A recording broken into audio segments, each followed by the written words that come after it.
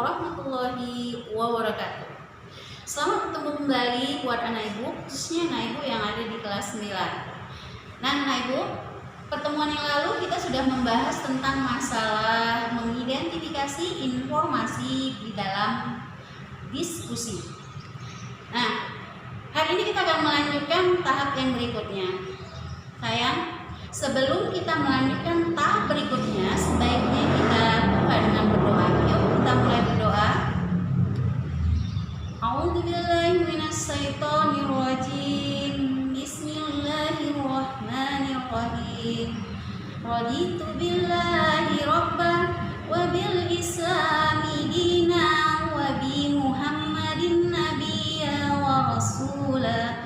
Rabbi zidni ilman warzuqni fahman wa amalan sholihan ya arhamar rahimin. Oke anak ibu, nah sekarang kita lanjutkan materi pelajaran kita tentang masalah diskusi. Nah, pertemuan kali ini khusus yang kita bahas dari diskusi adalah unsur-unsur diskusi. Anak ibu, terbentuknya sebuah diskusi tentulah didukung oleh berbagai unsur penting yang jika salah satunya tidak ada, maka diskusi tidak akan terbentuk. Nah sekarang, apa saja yang menjadi unsur-unsur diskusi? Antara lain banyak yang menjadi hal penting di dalam sebuah diskusi tersebut. Nah, maka katanya unsur-unsur diskusi merupakan beberapa perangkat yang diperlukan untuk menunjang terlaksananya proses diskusi. Dan anak ibu tahu bahwa semua unsur tersebut harus berfungsi untuk menjalankan dan harus saling bekerja sama, bertukar pikiran secara aktif dengan santun. Untuk apa? Untuk mencapai kesepakatan penyelesaian yang baik tentunya. Nah, sekarang apa saja sih yang menjadi unsur-unsur di dalam sebuah diskusi? Nah, yang harus ada di dalam sebuah diskusi itu, yang pertama adalah moderator. Moderator itu sama dengan pemimpin diskusi atau pemandu diskusi. Nah, apa sih tugas dari seorang moderator itu atau pemimpin diskusi? Yang pertama yaitu mengatur jalannya diskusi. Mengatur jalannya diskusi dengan tetap dan tertib sesuai dengan topik yang dibahas.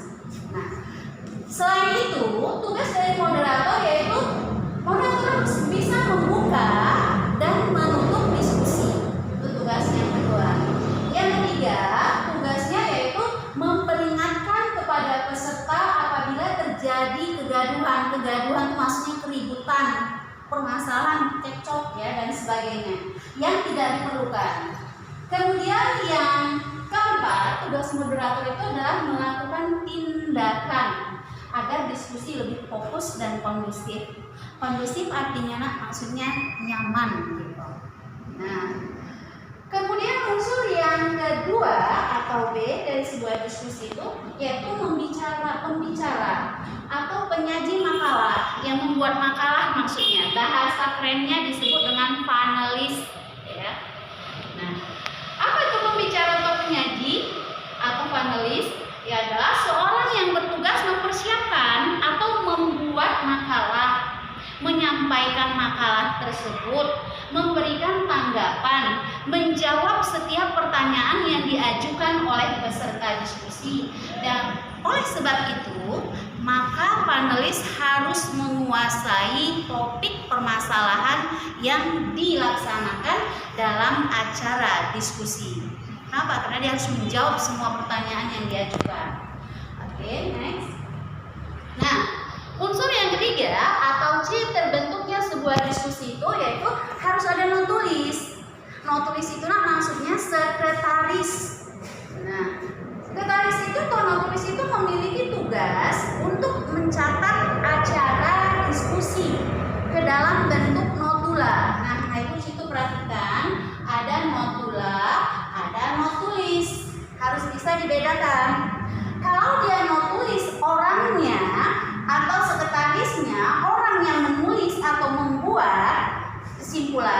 sedangkan notula itu adalah kesimpulannya hasil dari kerja si penulis tadi.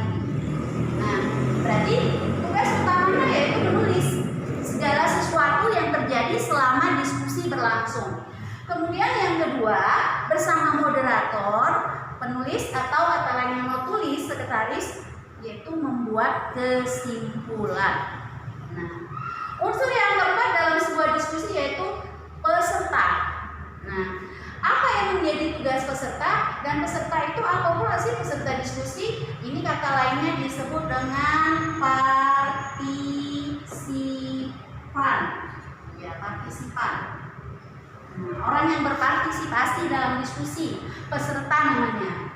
Peserta ialah orang yang mengikuti acara diskusi atau partisipan. Nah, tugasnya apa? Tugasnya lebih ringan. Tugas peserta memberikan tanggapan dan mengajukan pertanyaan atas hal yang telah disampaikan oleh penyaji atau penulis. Nah, selanjutnya yaitu adalah materi. Nah, anak ibu, walaupun sudah lengkap, sudah ada yang namanya moderator, kemudian sudah ada peserta, sudah ada pemakalah atau panelis tadi, namun kalau tidak ada materi atau tidak ada topik yang menjadi permasalahan yang akan dibicarakan dalam diskusi, maka diskusi tidak akan terwujud atau tidak akan terlaksana. Oleh sebab itu, unsur yang tak kalah pentingnya di dalam sebuah diskusi adalah materi. Ya. Apa itu materi? Materi itu merupakan bahan yang diperlukan dalam diskusi. Jadi ada hal yang ingin dibicarakan, ada masalah yang ingin dibicarakan dalam diskusi. Kalau tidak ada permasalahan, maka diskusi tidak akan berjalan dengan baik. Nah, materi biasanya disampaikan oleh panelis atau narasumber. Materi yang baik yang disampaikan dalam diskusi itu biasanya materi yang bisa menimbulkan pro dan kontra, ya, di kalangan peserta, yang bisa menimbulkan setuju, ada yang menolak, itu kata lainnya, ada penolakan. Nah, itu yang baik dari sebuah materi ya dalam diskusi. Nah, kemudian materi haruslah menyangkut dengan permasalahan yang sedang diangkat.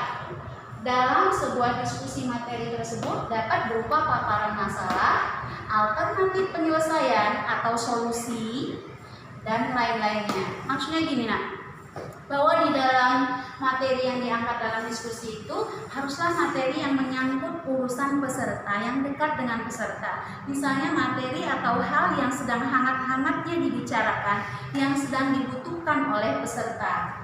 Nah, maka materi yang bagaimana? Yaitu materi yang bisa menimbulkan pro dan kontra di kalangan peserta.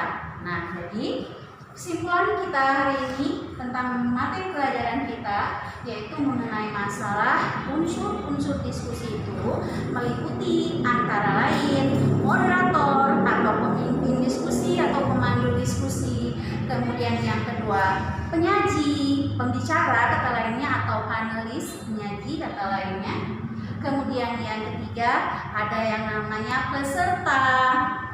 Yang keempat ada namanya disebut dengan notula atau notulen, sekretaris, dan yang kelima harus ada materi. Nah, jadi anak ibu, simpel yang perlu kamu ingat di sini, yang penting kamu tahu tugas-tugas dari unsur-unsur diskusi tersebut. Nah, demikian saja penjelasan dari ibu. Lebih dan kurang ibu mohon maaf. Semoga materi kita hari ini bermanfaat dan dapat kamu pahami dengan baik. Akhir kata, terima kasih atas segala perhatiannya. Assalamualaikum warahmatullahi wabarakatuh.